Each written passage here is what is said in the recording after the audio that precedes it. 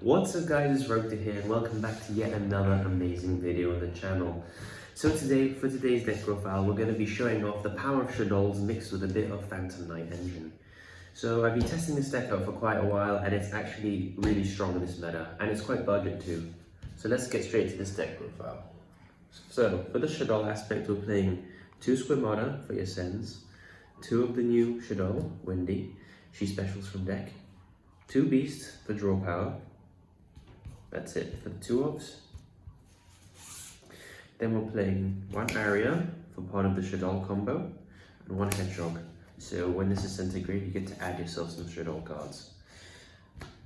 That's it for the Shaddoll part of the deck.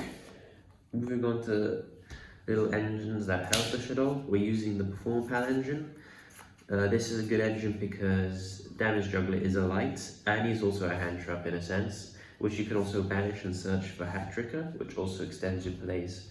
I believe 2 is the correct number because you don't really want to open with multiples, especially if you get to send from deck if you're going second with Shaddoll Fusion. So that's why I play 2 and 1 of the Hat Tricker. For the 1-off that isn't part of any archetype, we're playing Armageddon Knight. He's just a really strong normal summon, allowing you to go into either Shaddoll or Phantom Knight plays. So he's sort of like the bridge between both archetypes. You play him at 1 because he is at 1. Moving on for the Phantom Knights, they just got some support release, so this deck could become even potentially stronger in the future. We're starting off with 2 Ancient Cloak and 2 Silent Boots with the 1 Gloves. I feel like this ratio is pretty much the perfect ratio because you don't want to open with multiple Phantom Knights of the same name in your hand.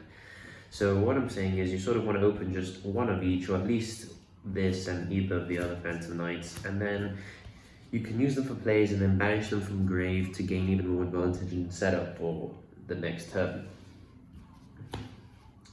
Now to support the Phantom Knights, I'm playing this card called Defrag Dragon. I don't know if you've heard of it, but it's an amazing card. By pitching 1 from your hand, it doesn't discard its Sens, so your Shaddolls and your Phantom Knights, well, just mainly your Shaddolls, still get their effects when they hit the grave, and if you send Phantom Knights, you can still banish them.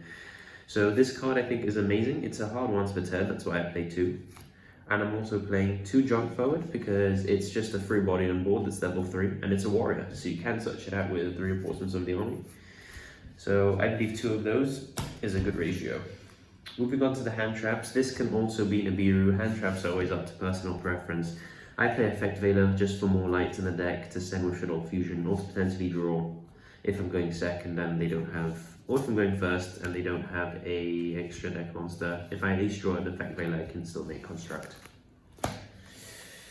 That's it for the monsters. Now we're going to move on to the spells. We're playing triple Shaddoll Fusion. It's a Shaddoll deck. Of course, you're going to play the best fusion card that they have, which is Shaddoll Fusion, along with triple L Shaddoll Fusion. I feel playing the maximum amount of these fusion spells is necessary because since you're not using it with Invoked, you sort of have to see fusion cards in your hand because there's no real way of getting them to your hand easily. So that's why I max out 3 of each. Now for the spicy tech, I play 2 Super Poly with a 3rd in the side. I feel like Super Poly is just really strong in this format, using monsters they control and your Shaddolls to make whatever Shaddoll extra deck monster you really feel like. The discard one is also really good if you discard a Phantom Knight monster, and I just think both archetypes have really great synergy with this card. That's why I play it. Moving on for the 1-off spells, we have the Upstart Goblin for consistency, the reinforcements of the army for consistency, the rank up play because this card allows you to do absolutely insane combos, making monsters that just lock your opponent out.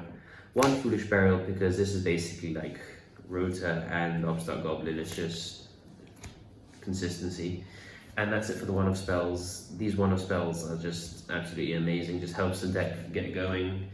You don't really have to see a Phantom Knight if you have Rota because you can just search 1 out and then use it for Shaddoll plays or just send it, as the deck has so many plays. And now for the traps, I'm playing 2 Fogblade, your search spell negates. Don't underestimate how good Fogblade is, because Fogblade also doesn't let, if you use Fogblade on your monster, your opponent cannot actually attack your monster. So that's a way of surviving a turn if you're really in the backseat. So don't underestimate how good Fogblade is, especially its banish effect from grave to special back some Phantom Knights. It's just a really strong card. We're also playing one of the Shaddoll-Trap. Unfortunately, this is a brick, and if you draw it, it's not the end of the world, but you can't do your main combo. So this is really the only card in the deck that you don't really want to see. But it's absolutely amazing for the combo, so you have to play it.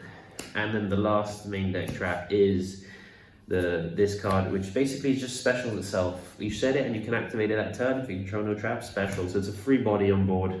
Level 4 helps you go into more extra deck plays using XE. You can make a Abyss Dweller, whatever rank 4 you feel like using this card. So a really good card.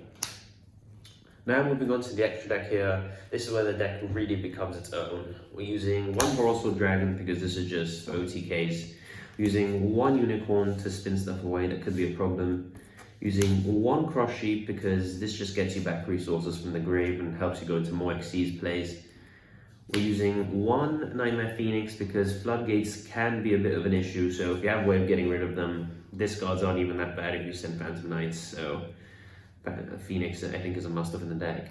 We're playing Dark Requiem with Dark Rebellion. Now this package is just insane with the rank up magic spell.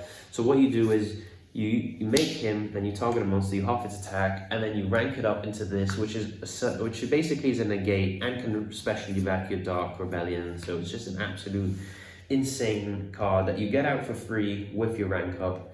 For the rank 4s, other rank 4s, we're playing Abyss Dweller because this card just says no to basically most meta decks this format. Abyss Dweller has been doing that for a while, hence why I got its ulti print in the OTS pack. And the other rank 4 is also some tech. It's Evil Swarm Ophion. How you make this card is you rank up your Phantom Knight's Breaksword into him, and it's basically like a lock. It just locks your opponent out from special summoning any level 5 or higher monsters. This card was really good when Thunder Dragon was in its heyday because it wouldn't let them special any of the fusions, and it's still really good. You can still use against Eldritch to stop them from making the Golden Boy, or against Animancipator to stop them from amassing just loads of advantage on the field. It's just a really good card as well in today's meta, hence why I played at 1. For the rank 3s, we just play the best one, which is this, the Breaksword, Phantom Knight Breaksword. Amazing utility card, pop stuff and then bring stuff back. And you can also bring it back with the trap, so this card is just an amazing card. It locks you into dark, but most of your deck is dark, so that's why I play 2.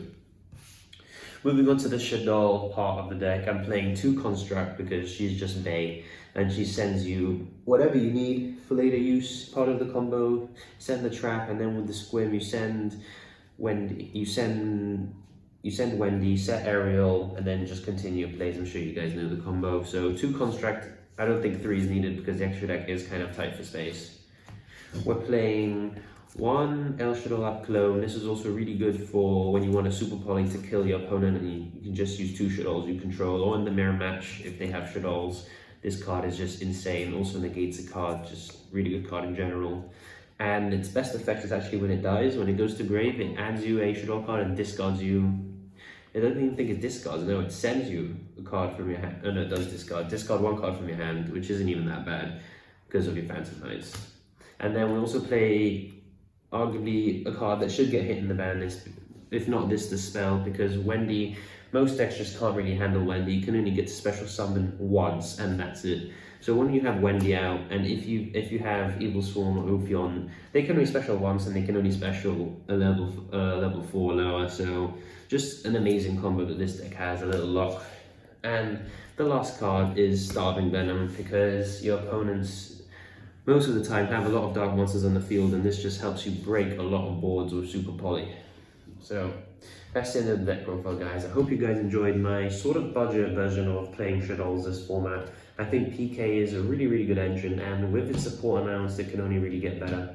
So I hope you guys did enjoy this video, and leave a comment down below if you did. I tried to read all of them and reply to as much as you can. Leave a like too if you like this video. It helps me out, lets me know that you guys enjoy these sort of deck profiles, and I'll see you in the next video. It's time! Let's go!